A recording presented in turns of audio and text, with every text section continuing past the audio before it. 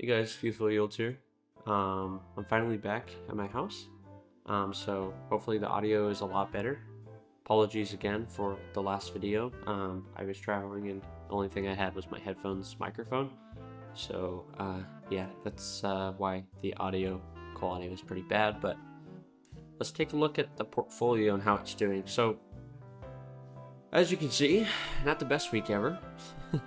So we're down about 6.5%. Now, one of the major things that happened in my specific portfolio this week was Nvidia, right? So, funny enough, Nvidia did beat their earnings, but investors as a whole were pretty upset that they didn't beat it by a larger difference, right? So, as you can see here, we have Nvidia, right? So that went down about 2%.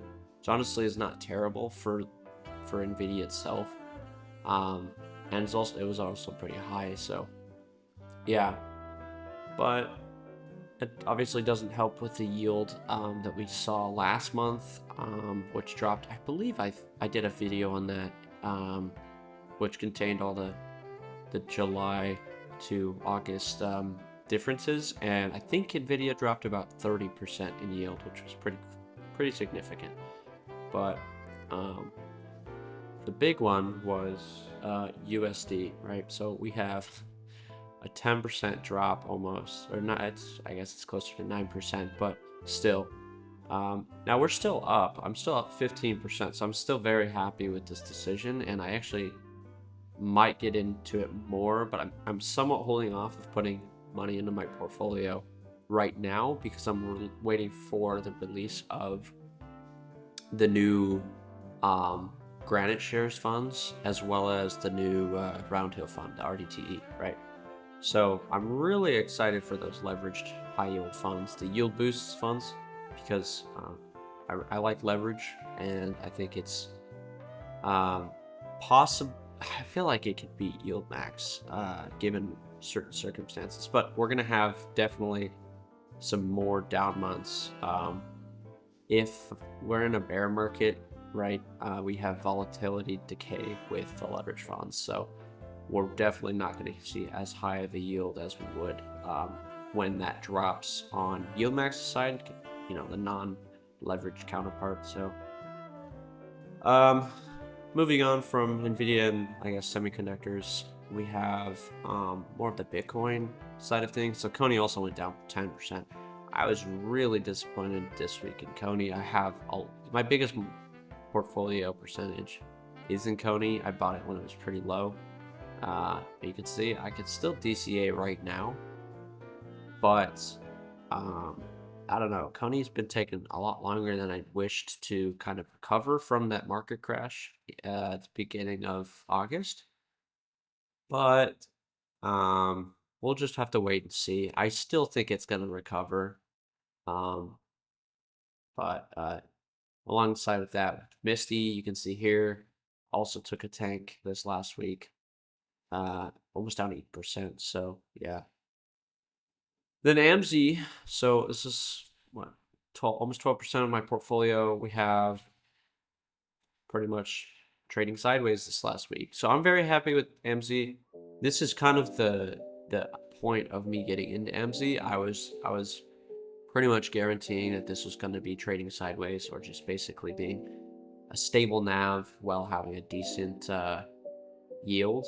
Now, obviously, again, last month was not a decent yield, but I still think that's gonna take rise, because it's not just about the price, obviously the share price. It's also about the volatility and whether or not we can get those. They can get the call options. So yeah, but just to recap, we're about 6.5% down. Let's see. This is today's return. Let's go to total return.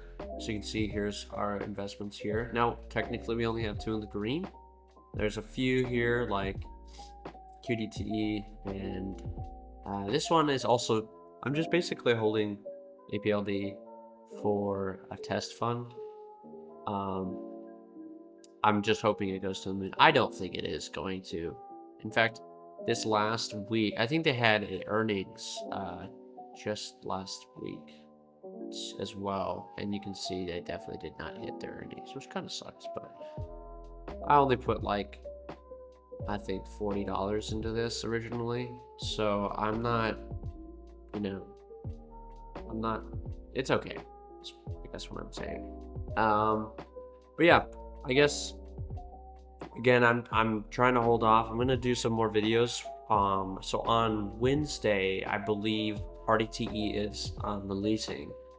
Now, I typically do not buy phones on inception, but I'm very tempted with RDT because I know that the chance of this phone doing good specifically is a lot higher than something like, you know, well, I don't know, just other competition out there, really. RDT has higher volatility as a whole compared to something like the S&P 500, so I think that's definitely going to outperform XDT.